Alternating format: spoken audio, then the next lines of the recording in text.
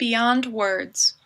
In this exhibition, 12 students in Professor Susan J. Bandy's Museum Studies course, MUSM 488, Curatorial Practices, explore varied relationships between words and images. Words can be tactile, visual, and audible. They advocate for equality and foster communities, present political or religious stances, rewrite history or tell traditional stories, champion the status quo or support underrepresented groups. The objects range from posters, books, and quilts to newer art forms such as zines, wearable art, and videos. They are mass-produced or singular objects, mined from the Eli and Edythe Broad Art Museum, the MSU Museum, and MSU Library's Special Collections.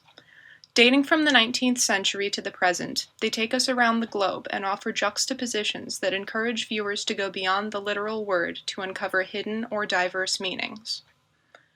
Throughout the spring 2020 semester, the students learned about and engaged in museum curation by discussing the exhibition theme, choosing and conducting in-depth research on objects, and working as a team to produce this exhibition. They developed accessible information for viewers, wrote labels, considered adjacencies between objects in the installation, and conceived educational programming activities. In the midst of this process, our community was faced with the onset of the coronavirus pandemic. We shifted gears and conceived of an online exhibition. Learning to be nimble curators while maintaining the primacy of the physical object, we present this digital version of Beyond Words. We would like to thank the curators and collections managers at the MSU Museum and Special Collections for help and encouragement, and most especially the staff of the MSU Broad for guiding us into the online world. Beyond Words is curated by MSU Museum Studies Curatorial Practices students, Zach Albright, Sophia Boismier, Benjamin Brewster, Sara Doe, Aria Frawley, Natalie Gentry, Riley Johnson, Montana Major, Riley Schellhaas, Emily Schmidt, Katie S. Sullivan, and Lillian Young.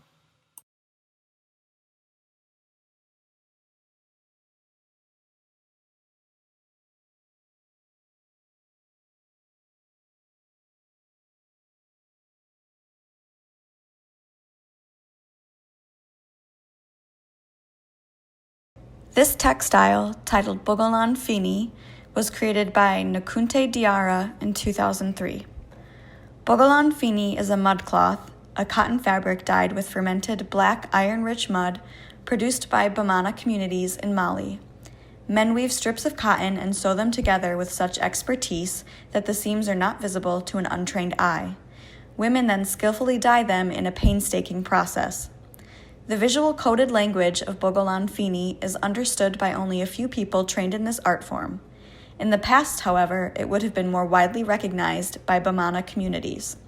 For example, Iguana's elbow, the parallel zigzag lines symbolizes African people in warfare with foreign powers. This could highlight pride in the wearer's African identity.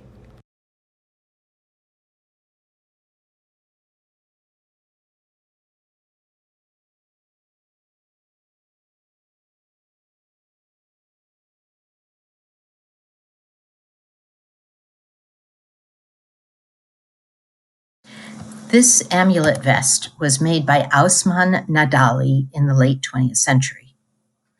111 layas, prayers from the Quran written in the Hausa language, are contained in this vest. They are actually photocopies of originals that were written by a Quranic scholar. The pieces of paper were folded and sewn into the cloth. Amulet vests protect the wearer from people's anger, enemies, pain caused by horses, arrows, and other sharp metal weapons, and they make the wearer invisible.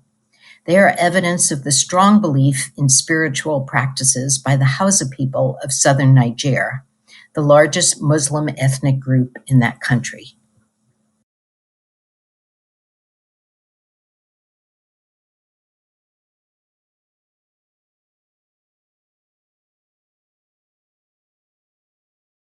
This amulet belt was made by Malama in Niger in the late 20th century. The amulet belt contains 90 layas, or prayers from the Quran written in the Hausa language. The belt could provide extra protection when worn with an amulet vest, or could be tied on a horse. Usually a malam, a male spiritual practitioner or a scholar, makes the amulets, but this specific belt was made by a malama, a female scholar. Like the amulet vest, the belt protects the wearer in many situations and also shows the strong belief in spiritual practices by the Hausa people.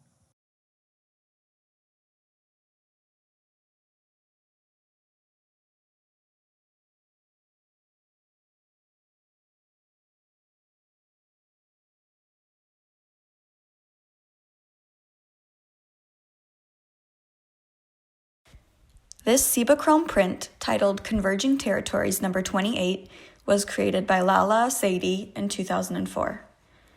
Lala Sadie photographs women in interior spaces, and in fact, this is the house in Morocco where she grew up. She covered all of the surfaces of the room with writing from her diary in henna, a traditional decorative art form practiced by women. Arabic calligraphy, on the other hand, is practiced exclusively by men. Through this rebellious mixing of mediums, Sadie highlights the complexity of Arab female identity and comments on gender roles, religion, and literacy.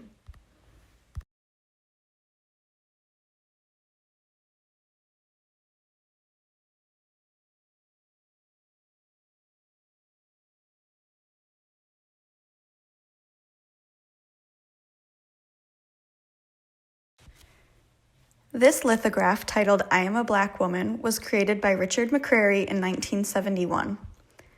Social activist Angela Davis is shown with her iconic hairstyle, mouth open as if giving a speech, and her fist clenched, the symbol of the Black Power movement.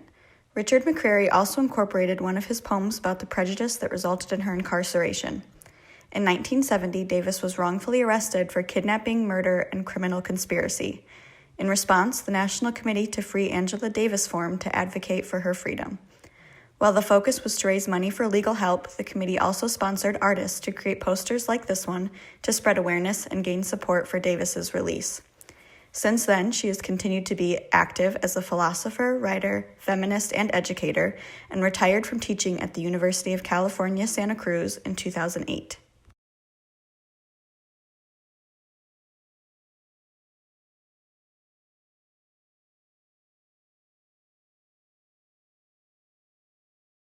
These floral conversation cards were created by Charles Tilt in 1837. Floral conversation cards provided entertainment as well as knowledge of local flora. They were intended for use by middle and upper class Victorian women during their leisure time, as described in the included booklet. Each card is printed with a different flower and an associated sentiment. The practice of connecting plants with particular feelings dates back centuries and was prevalent in many places around the world. For example, in some cultures, floral bouquets could contain discreet messages. The meaning of flowers was a topic of interest amongst polite and refined members of Victorian society. However, since there was often disagreement, flowers were never used as a reliable method of communication.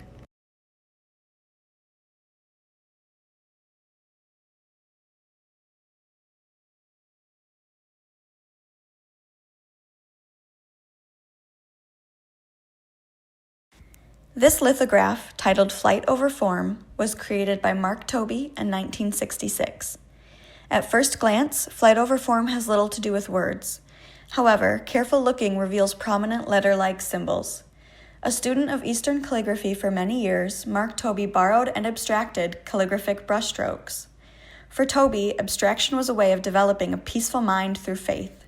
He traveled extensively, both physically and spiritually, and discovered Bahaism, a religion that accepts multiple prophets from the Buddha to Christ. This encompassing worldview is reflected in the all-over floating image.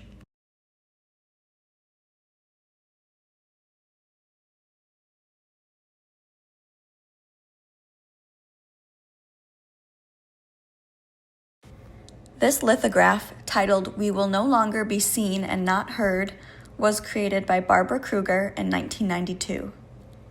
This piece pairs a found and manipulated photograph with a phrase in red, the signature aesthetic of Barbara Kruger. She challenges the male gaze by concealing the woman's beauty. The woman is not a passive object. Her animated expression hints at her individual personality. She looks right back at the viewer, affirming her ability to see as well as be seen. Images like this embody the women's liberation movement. By wedding popular culture and the media, Kruger's powerful message calls attention to our understanding of societal norms and gender roles.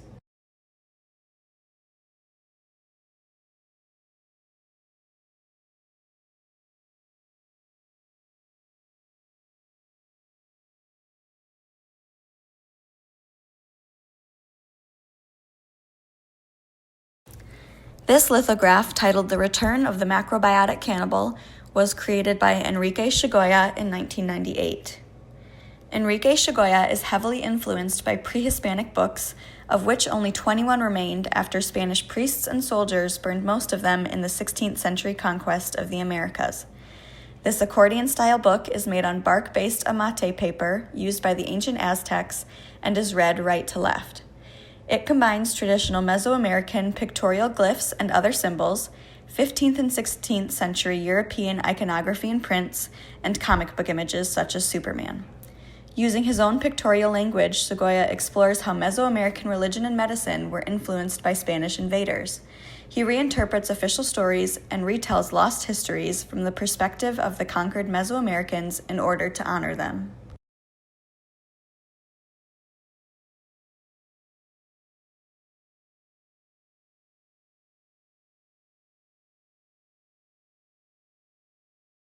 This video, Untitled, The Capacity of Absorption, was created by Anne Hamilton between 1988 and 1993. How does your body absorb knowledge from experience? This is the overarching question that Anne Hamilton addresses in this video. The film shows an ear being subjected to a constant flow of water, but it is already full, causing water to continually spill out of the cavity. How does this relate to the human ability to listen, to comprehend language and dissect words? Is there a maximum capacity for listening and comprehending? This video is one in a series of 3 that show different body parts filled beyond the capacity to absorb water. The intimate scale invites the viewer to come close and explore the bodily experience.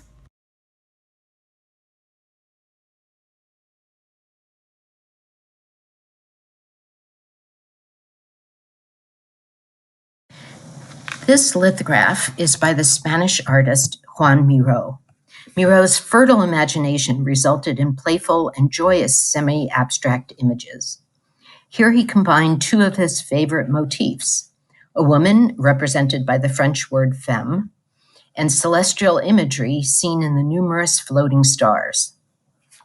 This is one of several prints in issue 151 to 152 of Derrière le Miroir, a magazine published by the Galerie Markt in Paris. For each issue, leading artists such as Pablo Picasso, Henri Matisse, and Marc Chagall made prints that were paired with texts by critical thinkers and poets of the time. The magazine was printed in large editions to be accessible and affordable for art enthusiasts.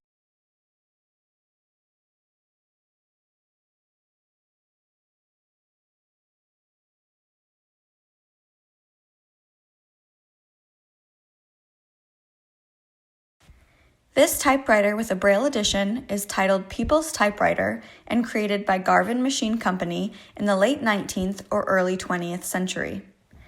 This is an index typewriter which has a movable pointer to select letters rather than individual keys. It was modified to translate Braille into Roman letters by adding a bar at the bottom with small nails that form raised Braille letters and 2 metal prongs attached to the pointer to help guide the typist's finger to each letter. It comes from the Michigan School for the Blind in Lansing, one of many schools for the blind established in the United States during the mid to late 19th century. It opened in 1879 and closed in 1996. By then, the mainstreaming of disabled students into public schools was becoming common.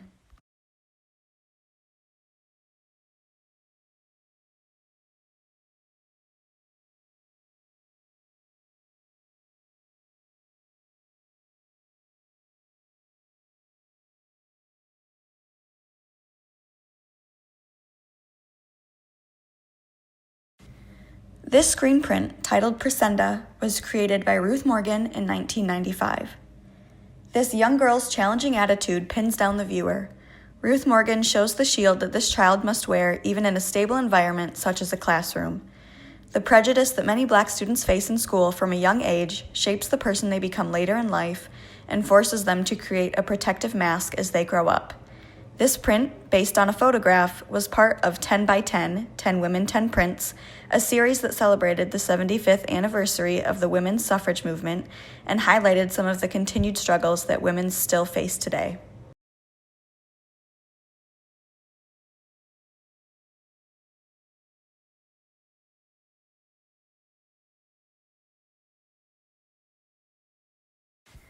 This lithograph's title matches the phrases on the piece itself. It reads as follows: "Don't talk. The web is spun for you with invisible threads. Keep out of it. Help to destroy it. Stop equals think. Ask yourself if what you are about to say might help the enemy. Spies are listening." This was created by Raymond Moreau Crosby in 1918. Kaiser Wilhelm II of Germany is a spider spinning a web of intrigue. Although described in 1918 as warning people against enemy propaganda, the poster's message was more sinister, alleging that spies were lurking in every American community. At the outbreak of World War I, German Americans were the largest immigrant group in the United States. This made them the target of fear and suspicion of conspiracy. 100 years later, there are similar fears of how the web is being exploited to spy on users and mine our data.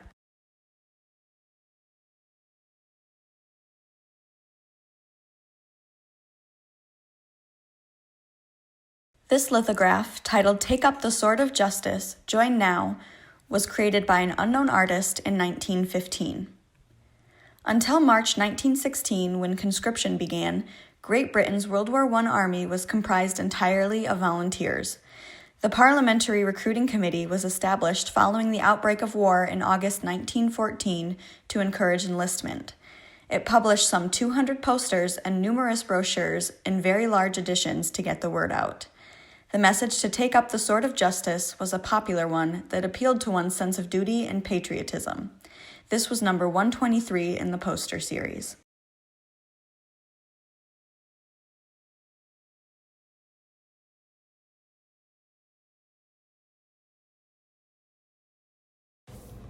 This lithograph, titled "John Sinclair Freedom Rally, Free John Sinclair and All Political Prisoners," was created by Gary Grimshaw in 1971.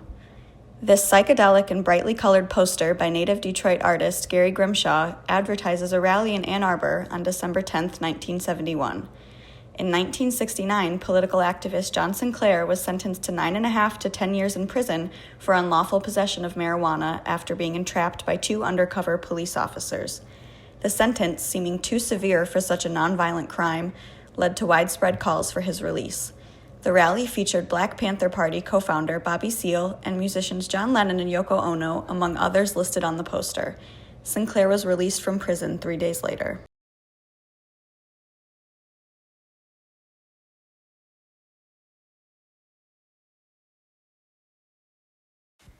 This multimedia piece, Untitled, was created by Lorna Simpson in 1993. What does a wishbone symbolize to you? Think back to a time when you and a family member each gripped a side of the wishbone, trying to win the bigger half. For many, the wishbone symbolizes luck, tradition, and nostalgia. By creating wishbones out of glass, Lorna Simpson shows how fragile and empty most of our wishes are. The quote, which is etched on the glass, states, "Clearly, if you got what you wished for, you know you'd end up wanting another wish." This warns us of the prevalence of materialism and greed in our culture.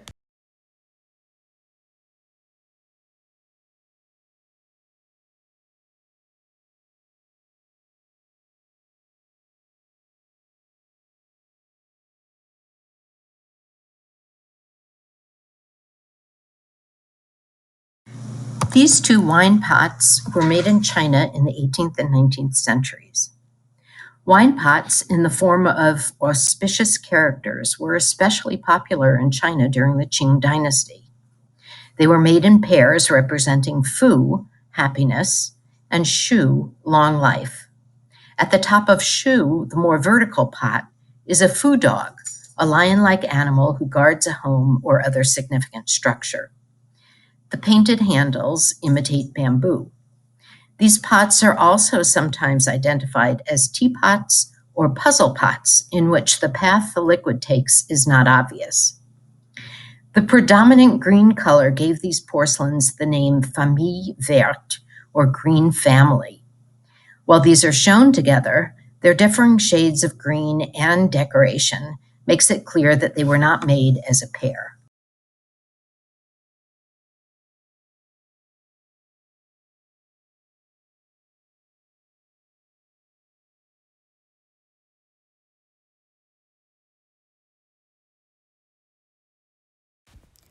This basket was created by Proskovia Nabwami in 2008. This coiled basket was hand-woven in the Wakiso district of Kampala, Uganda, by a woman who is a master of this traditional craft.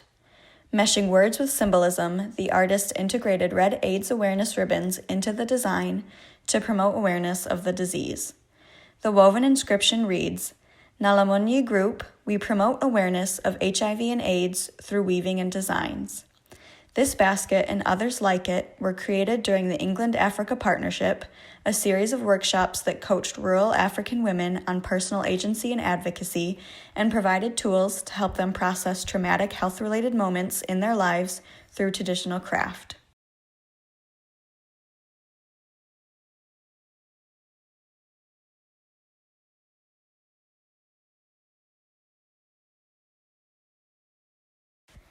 This quilt, titled News from Native America, was created by Judy Toppings in 1996. Dedicated to all people who take stand and fight for justice, freedom of religion, equality, and environmental issues. This dedication in the left corner is key to understanding the quilt. The 7 Native Americans in the center and those in the laminated squares that reproduce newspaper and journal articles from the Indian Country News stood up for Native rights in well-publicized historical and contemporary events. The quilt was made using a wide range of traditional indigenous materials and imagery, such as beads and feathers, and conventional quilting applique and sewn fabric patterns, including American flags safety pinned to the surface.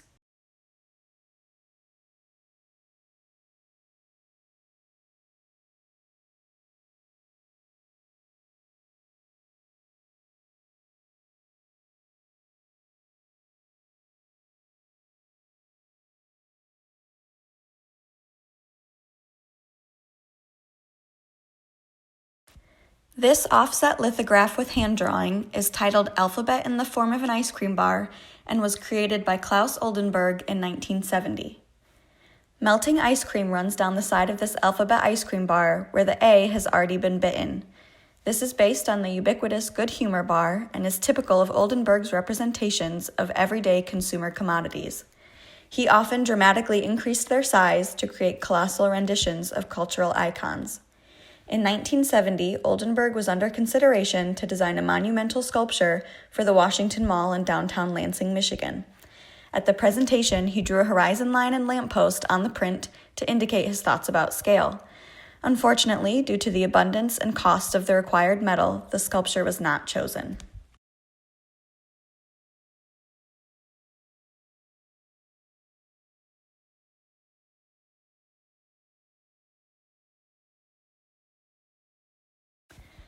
This screen print, titled Indian Head Nickel, was created by Andy Warhol in 1986.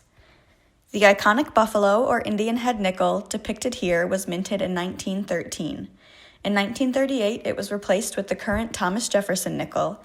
Like his soup cans and other images, Warhol explores the relationship between mass media, pop culture, and art.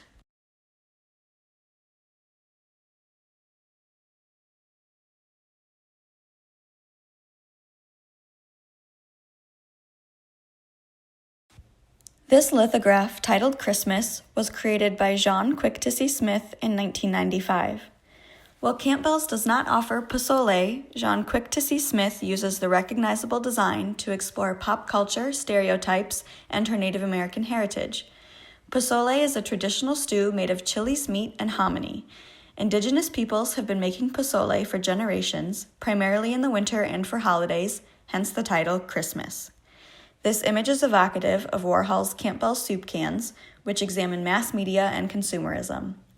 Here, Smith juxtaposes the popular and affordable soup with a traditional cuisine to comment on the negative effects of mass production on Native Americans.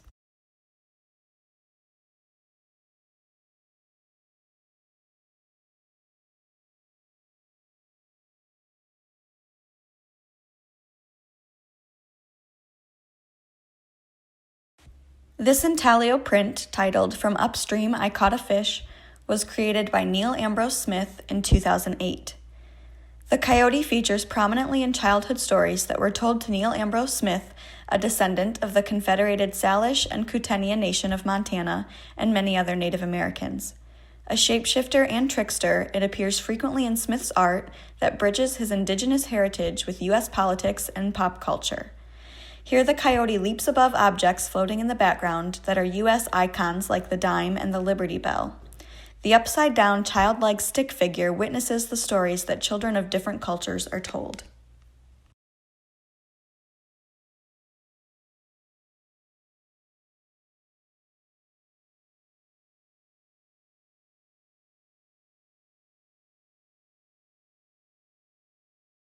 These prints, titled Water Map Flint North and Water Map Flint South, were created by Oscar Tuazon and Dylan Miner in 2018.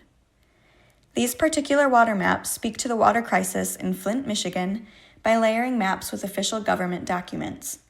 The prints show where the most affected areas with unsafe drinking water were located.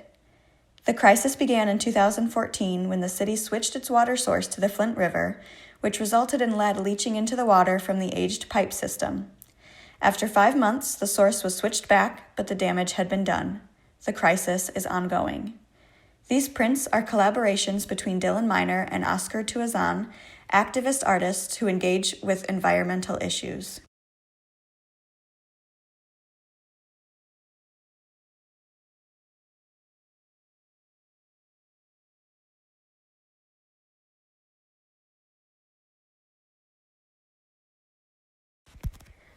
Zines are short-run paper booklets that are typically produced collaboratively, by hand, and distributed free or sold inexpensively. They tell personal stories and explore the identities of individuals whose voices are underrepresented and often misunderstood in other pop culture media. Zines became a popular art form among counterculture communities in the 1930s. As punk culture gained steam throughout the 1970s and 1980s, zines reemerged as a form of guerrilla expression. This trend continues today, specifically in the LGBTQ community.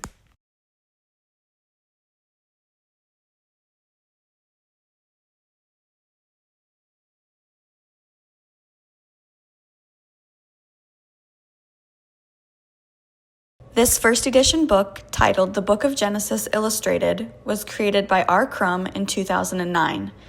R. Crumb's rabble-rousing persona takes a back seat in the Book of Genesis Illustrated. Uncharacteristic for this comic artist, whose works are often underground, uncensored, and alternative, the book is a respectful adaptation of the original biblical story.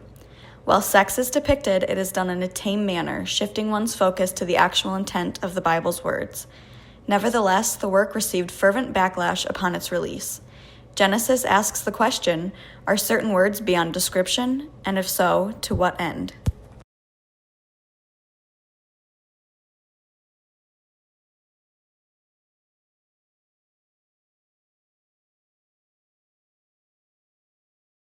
This graphic novel, titled Spit and Passion, was created by Christy C. Rode in 2012. This graphic novel is a memoir about adolescence, understanding identity, and growing up gay in a Cuban Catholic household. To process her emerging queer identity, a young Christy C. Rode became preoccupied with punk music. All of her emotions of confusion manifested in a fantastical obsession with the band Green Day.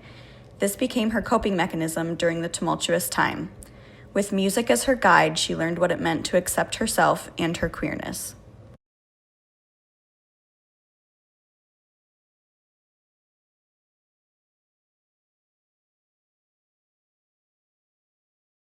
This zine series, titled Queer Core, A History in Zines, was created by Matt Woban-Smith in 1996. This zine series explores the intersection between queer and punk identities. Out Punk ran for 7 issues from 1992 to 1997, As an extension of the zine series, the name Outpunk was then utilized as the title for a queercore record label that focused on rock music derived from punk but encompassing many other experimental genres such as indie rock, hardcore, and synth punk. Like the zine, Outpunk music is characterized by lyrics that focus on homosexual themes, gender identity, and individual rights.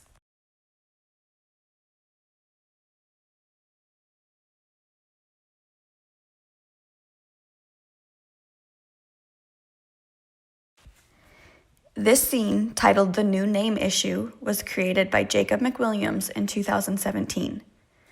Drawing from personal experience as a transgender man, Jacob McWilliams produced this zine to help other transgender people who are just beginning their transition. It documents some of the legal processes a transgender individual has to go through to change their legal name. McWilliams is the Women and Gender Center Director at the University of Colorado, Denver.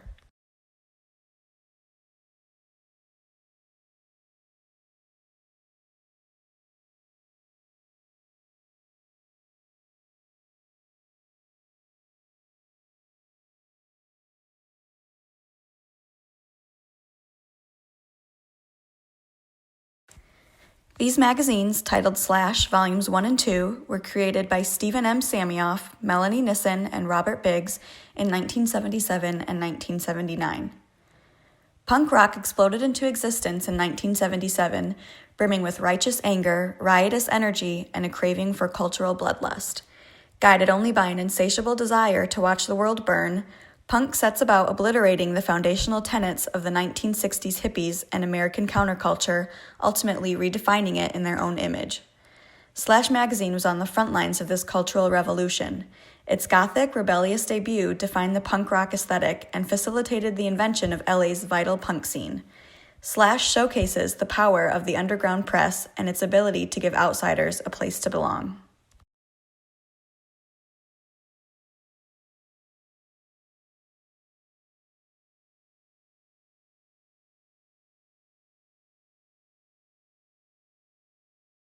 I'm Zach Albright. I'm an experienced architecture senior at Michigan State University. The piece that I did my research on is called Flight of Reform by Mark Tobey. Mark Tobey was trained in Eastern calligraphy, and I thought that was a very interesting aspect to look at this piece of art from, because there are no clear words in the image. All you see is kind of the start of a symbol or a line that you may think that looks like a letter form that we use every day, and so I think it's interesting to look at like this kind of creation process. This is maybe writing words or thinking about words, how they come to be rather than how they exist, like fully formed. I'm Riley Schhelhaas. I'm a history major and I am a senior. My piece is the John Sinclair Freedom Rally poster made by Gary Grimshaw.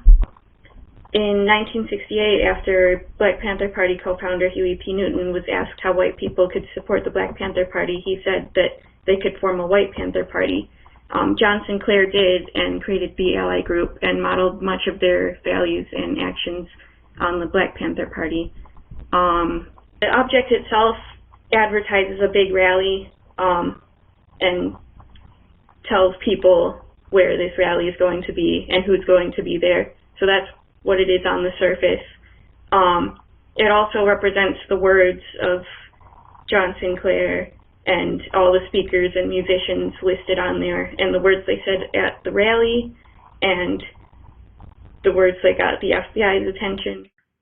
Hi, I'm Katie Sullivan. I'm a double major in art history and comparative cultures and politics, and I'm a junior. I picked the print Christmas by Jaune Quick-to-See Smith. I picked it because it's influenced by pop art, and that's one of my favorite styles, so I liked the unique take on pop art. I thought it was really cool.